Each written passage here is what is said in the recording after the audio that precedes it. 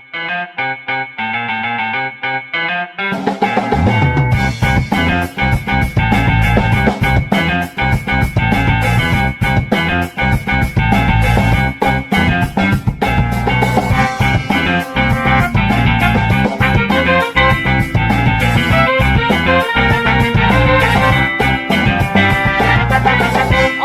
ngomongin birokrasi ala-lan.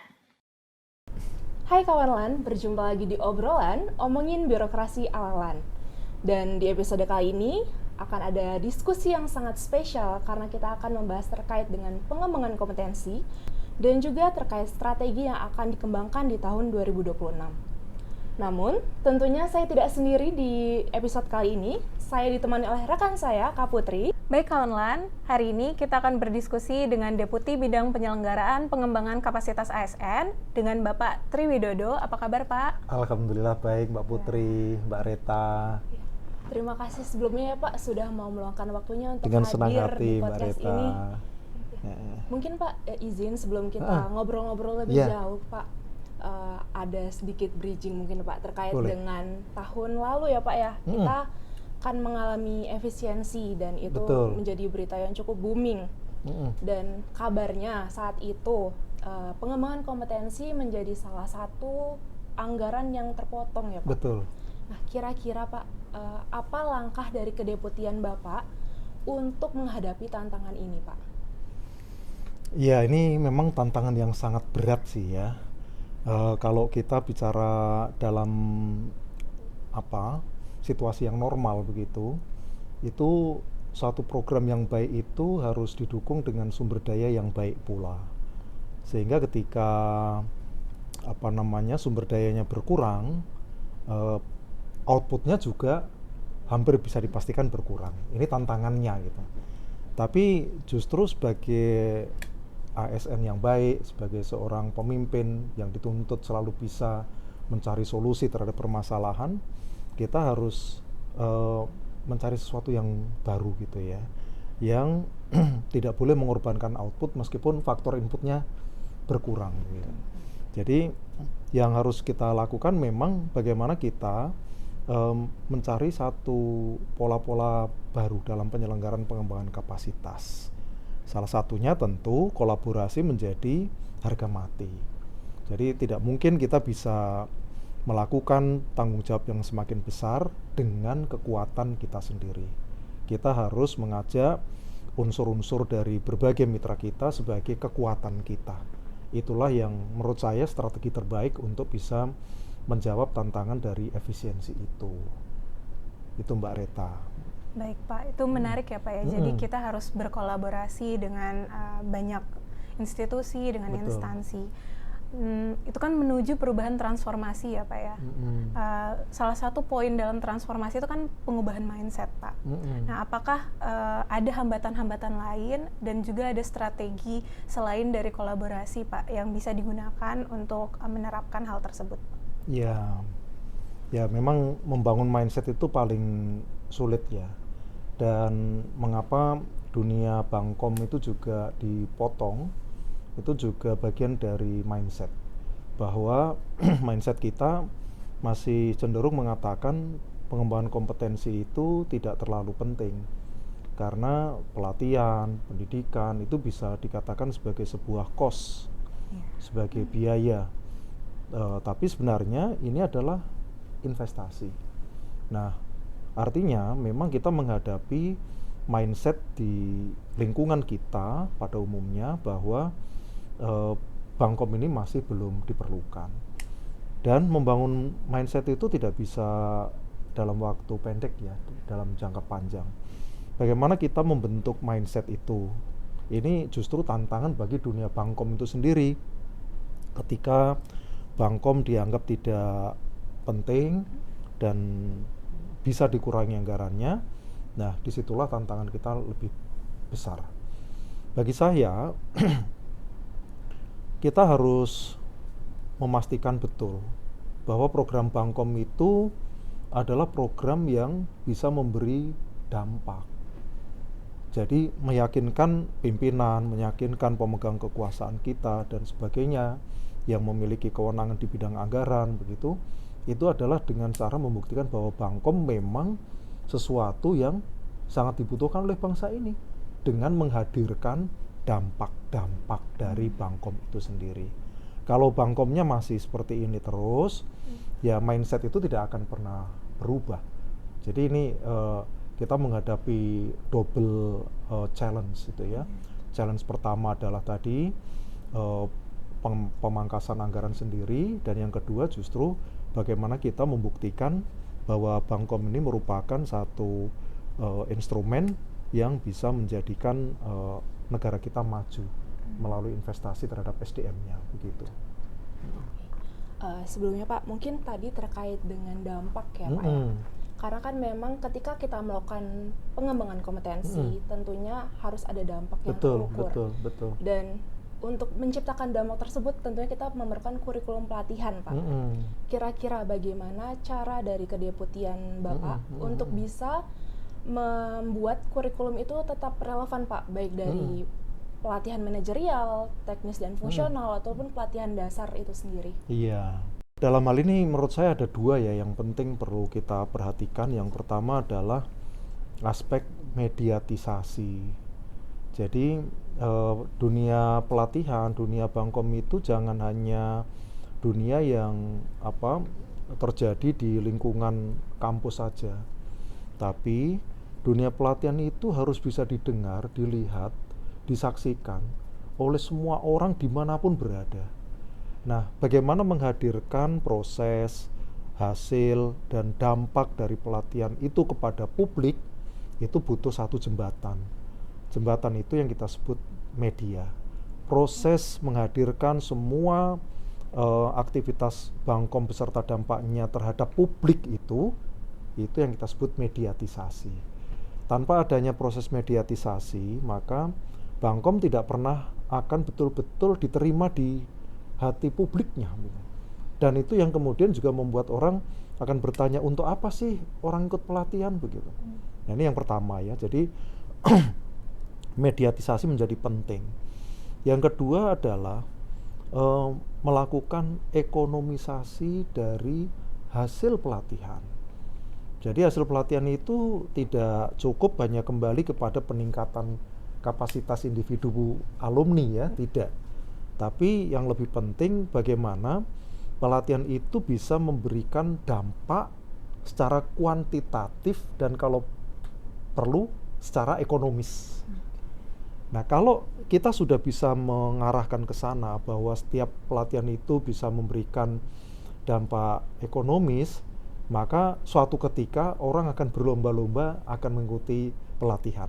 Dengan harapan dari pelatihan itu mereka akan mendapatkan dampak yang positif dalam hal nilai tambah secara ekonomisnya. Itu kira-kira dua hal yang penting untuk kita lakukan.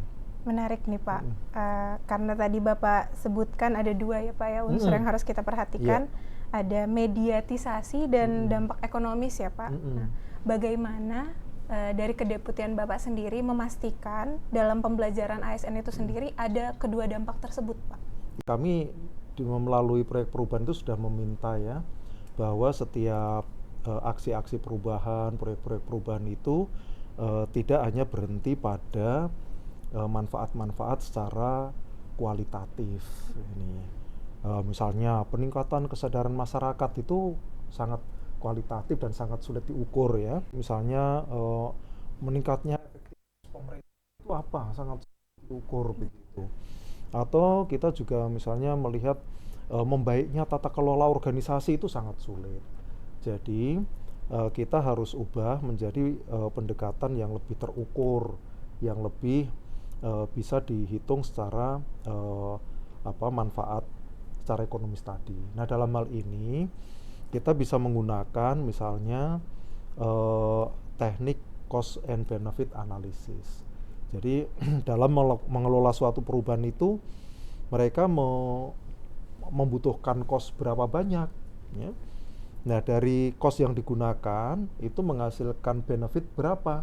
Nah, di situ kemudian ada nilai tambah yang dihasilkan. Tapi kalaupun tidak bisa secara cost and benefit analysis, sebenarnya kita juga bisa menggunakan pendekatan proksi, ya. Proksi atau ya pendekatan untuk menghitung nilai tambah. Misalnya begini, ada sebuah program pelatihan bagi sekelompok pengusaha UMKM katakanlah ya.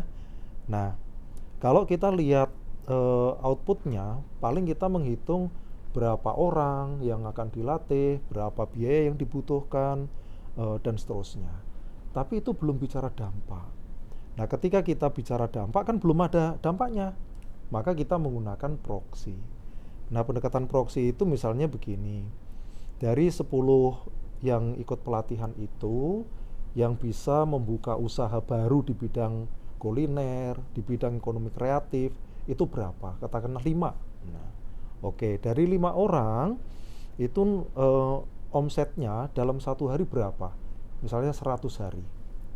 Dalam 1 bulan dia 30 hari, berarti kurang lebih 3 juta. Kali 5 pelaku usaha, berarti misalnya 3 juta kali 5, 15 juta. 15 juta itulah nilai proksi. Jadi dari yang sifatnya kualitatif itu bisa kita ubah menjadi kuantitatif dengan proksi tadi. Kira-kira seperti itu, Mbak. Oke, jadi lebih ke arah ekonomiknya ya Pak ya. Betul. Gimana caranya dari pelatihan yang diselenggarakan oleh LAN itu nantinya berdampak untuk masyarakat juga ya Pak ya? Iya, betul. Oke, kalau boleh tahu Pak, mungkin sebagai instansi pembina juga, bagaimana cara LAN melalui kedeputian Bapak melakukan orkestrasi lembaga penyelenggara pelatihan lain agar penyelenggaraan Bangkom ini berdampak Pak?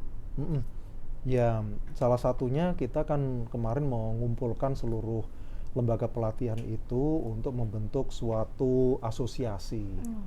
Nah, melalui asosiasi ini kita ingin selalu menyamakan persepsi. Komunikasi selalu kita lakukan di dalam wadah asosiasi itu. Misalnya tadi yang saya sebut mediatisasi. Mediatisasi itu tidak cukup dilakukan oleh LAN, tapi oleh semua lembaga pelatihan. Demikian pula misalnya pengukuran dampak tadi, itu nggak bisa dilakukan hanya oleh LAN, tapi dilakukan oleh semua lembaga pelatihan itu. Belum lagi kalau kita bicara tentang target peserta, ya. Peserta-peserta di wilayah yang cukup jauh dari Jakarta, itu sangat sulit kalau harus dilayani oleh LAN pusat begitu ya. Betul. Sehingga kita butuh lembaga-lembaga pelatihan yang tentu memiliki kualitas yang kita persyaratkan. Nah, dengan keberadaan mereka itu maka semuanya bergerak sesuai dengan irama yang ditetapkan oleh LAN, standar yang ditetapkan oleh LAN. Tapi LAN bukan pelaku untuk seluruh implementasi dari program-program tersebut. Begitu kira-kira, Mbak. Berarti bisa melalui akreditasi dulu tapi ya Pak ya? Itu salah satunya akreditasi. Tapi bukan hanya akreditasi ya, tapi juga pembinaan. Betul. Jadi pembinaan ini kita mulai sejak misalnya mereka merekrut peserta begitu. Nah, peserta yang direkrut itu harus betul-betul pertama mereka yang memang membutuhkan pelatihan itu, dalam arti sesuai dengan rencana kebutuhan pengembangan kompetensi di masing-masing daerah, masing-masing lembaga itu yang kemudian diorkestrasi di masing-masing lembaga pelatihan. Contoh begini, katakanlah di wilayah Maluku begitu ya. Di wilayah Maluku itu mana yang sudah terakreditasi? Wah, belum, kelihatannya Maluku Utara belum, Maluku belum. Lantas bagaimana kebutuhan pengembangan kompetensi bagi aparat di Maluku itu bisa terpenuhi? Nah, maka kita misalnya menggandeng lembaga pelatihan di Sulawesi Utara misalnya. Nah, Sulawesi Utara kita berikan mandat untuk bisa mengidentifikasikan kebutuhan pengembangan kompetensi di wilayah Maluku. Ini cara kita bekerja. Tentu tidak mereka sendiri ya, karena kita juga punya pusjar di Makassar dan sebagainya. Jadi secara kolaboratif. Yang kedua, nanti kita juga lakukan pembinaan dari sisi tema, ya, tema perangkatan. Jadi tema ini tidak sembarang tema kan, tapi harus tema yang bisa mengarah pada sasaran pembangunan di daerah yang bersangkutan atau RPJM daerah atau juga RPJM nasional. Nah, bagaimana program pelatihan beserta hasil-hasil pembelajaran itu bisa berkontribusi terhadap RPJMD, RPJMN itu kita tetapkan melalui tema. Nah, tema inilah yang kemudian akan menentukan apa hasil pembelajaran baik individu maupun kolektif. Itu beberapa bentuk dari pembinaan. Belum lagi nanti dari pembinaan dari aspek SDM-nya. Meskipun mereka belum terakreditasi, tapi Widya Iswara yang ada tetap kita berdayakan.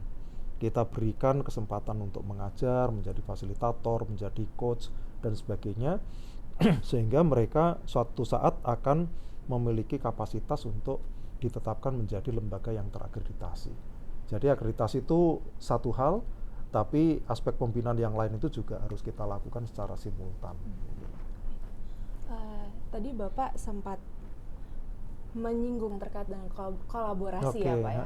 Iya. Bagaimana dan kita tahu bahwa LAN ini melingkupi seluruh Indonesia, Betul. ASN yang tersebar. Dan Betul. tadi juga Bapak mengatakan terkait tema.